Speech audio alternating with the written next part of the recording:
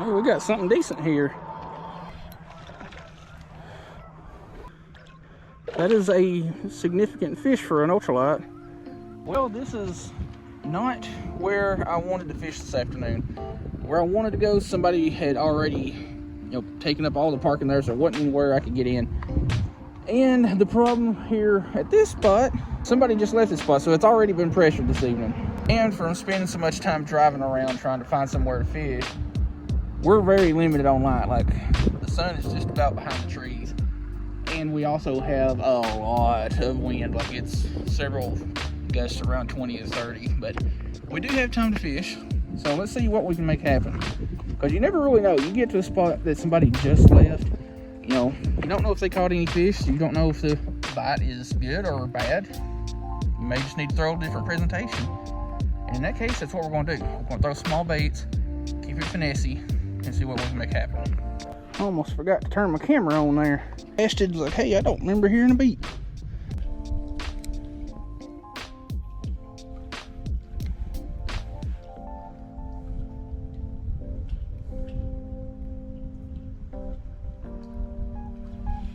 Hey, we got something. What it is. It's a miniature crappie. I didn't feel this one bite either. Well, that fish is kind of cold. I'm guessing the water's starting to get cooler. It is starting to kind of come up for summer pool, which makes no sense because we're in the middle of winter. Anyway, beast of a crappie. Let's get down here where we get a little bit better angle. But the rod I'm using today is one I ain't used in a hot minute. It's a Shimano Sensolite A. It's a lot better design in my opinion than the previous Sensolite. Just a little bit more ergonomic. The reel is the newer version of the Shimano Sedona. And braid is 6-pound Daiwa 8-strand Grand. Like, this stuff is super thin. Super fine. It's like 1.5 pound test monofilament diameter. So you're going to get a lot of that line on your reel. When you're buying braid, you want to get as much on your spool as you can get because braid's expensive. It's definitely an investment.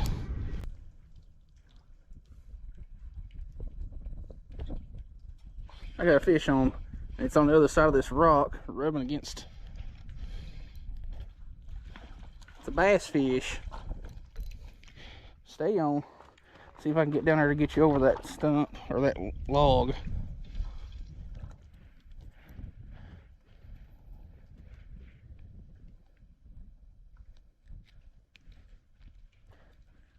That was kind of surprising.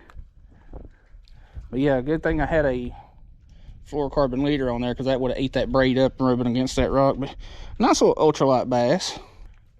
Fun size right there. That size, is just a good fun size. Ultralight or even slightly heavier stuff. Like this Shimano Sensolite, yes, it is an ultralight. The specs on it are 2 to 6 pound line rating, 3 to 10 pound braid rating, ultralight fast, 1/32 to 3/16, and that feels kind of accurate. So this rod is a little bit stiffer for an ultralight, so that 3/16 is not completely inaccurate. It is a little bit on the heavy side, at least in my opinion. But we're just throwing a little 64th ounce jig today, and that's plenty for it. It's not too light, not too small. What are you? That barely was able to get that bait down. Actually, I don't know if you're even. Yeah, you're hooked. Little bluegill. Well, we're not skunked. We're not fishing the way I wanted to because I had a specific video idea in mind. But it is what it is. I'll just go back to that creek another day and do that because with my new affiliate that I haven't really announced yet, some of y'all know, I have required stuff that I want to get started on. Something about halfway between me and that pillar just nabs it and just lets it go. Could be a rock too. There's a lot of rocks on the bottom out here, but feels more like a fishy.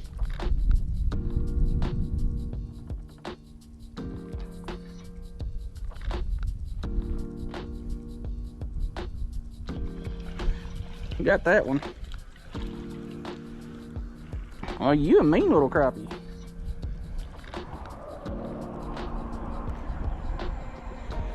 Beast. What are you? 1, 2, 3, 4, 5, 6. Yeah, a little black crappie. A lot of juvenile black crappie can have similar colorations to a white crappie, but the easiest way, for me at least, to identify a black crappie from white crappie, like I said before, is count the spines on the dorsal fin. 7 to 8 for a black crappie, 4 to 6 for a white crappie.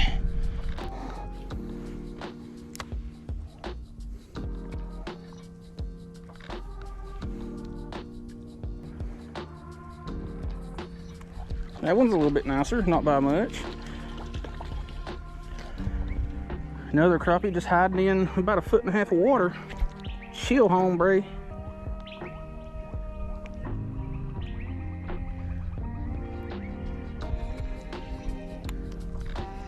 Another one. Not a big one. Well, to some people's standards, they all slabs to me.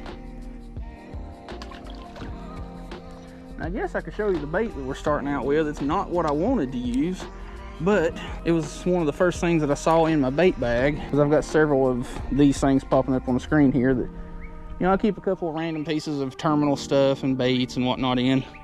Not affiliated with that brand, but stuff that I like.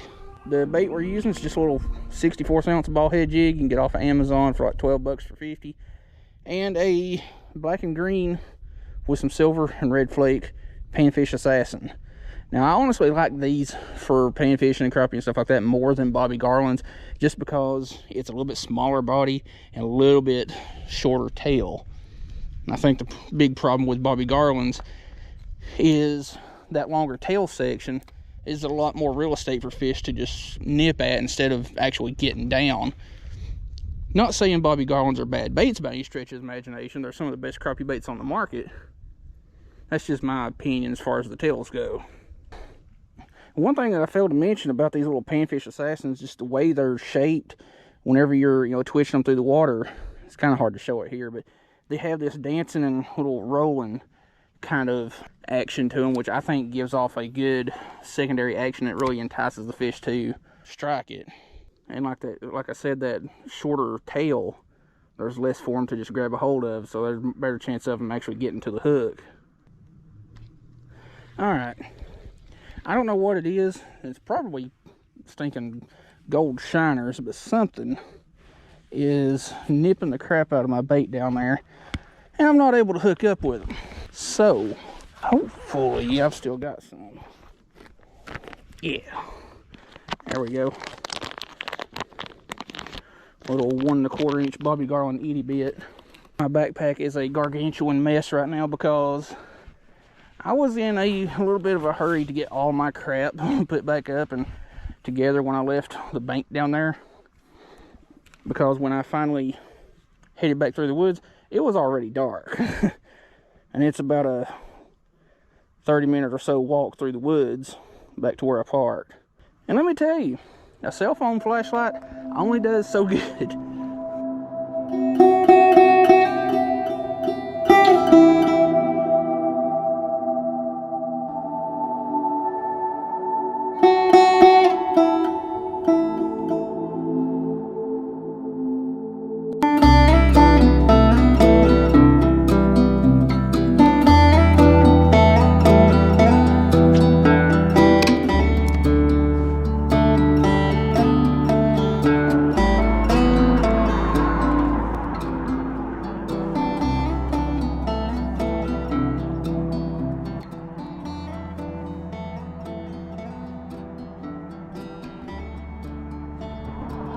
Oh, we got something decent here.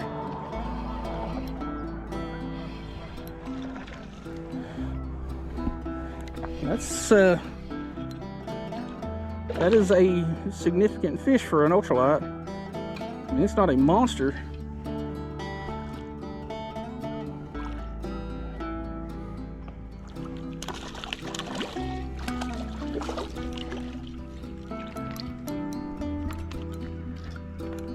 Chill. But It's definitely the biggest of the day.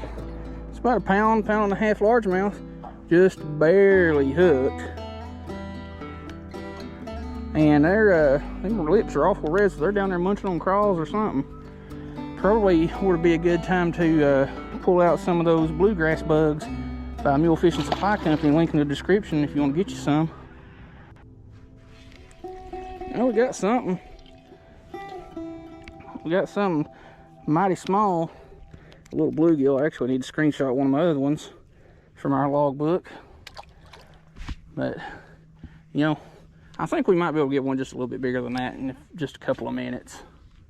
Now, we're not staying long at all. It's already 6:30 and it's just as dark as it appears on the camera. It is starting to get dark a little bit later and later, which is good for the fishing, but at the same time, I prefer winter for fishing anything, especially crappie and panfish.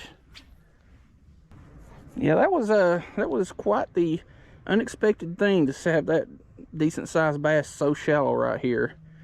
Like, it was probably sitting in 1.5 foot water at most. I heard something making noise up behind me. I think it was one of them Sam Squanches. But even this pearl white bait, I figured it was probably almost impossible for them to see it, which, you know, fish hunt for, you know, forage and stuff like that with their lateral line also. There's this another. What it is, what it is. It's a little crappie. You know, this water is warming up a little bit from what it has been, because about 2 weeks ago we had a really sharp cold snap and got down to single digits quite a bit. So you get a little bit better look at this crappie. Not a bad one for ultralight stuff. Not a eater size. They have to be 10 inches here in Tennessee. But personally, as far as keeping crappie goes, I don't bother with anything under 12 inches or at the least. Those 10-inch crappie, yeah, you can get some good fillets off of them, but you get much more for your troubles keeping like an 11 plus. Like, my favorite size to keep is going to be about that 12 to 13 inch size, because I don't want to keep the biggest of the big. I want them to go back and keep making more big fish, but at the same time I want to get some good fillets when I do keep them. And I know I really need to invest in one of those lights that I can just mount to my GoPro. That way y'all can kind of see what's going on. Definitely would help.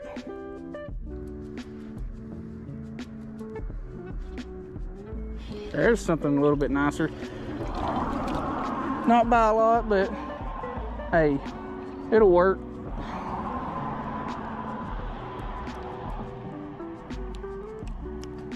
Can I have my bait back? Got us another slab donkey. And this is going to be the official last one of the day. One last look, got it documented. Let's get it back. And let's call it quits and try not break a leg going up this bank.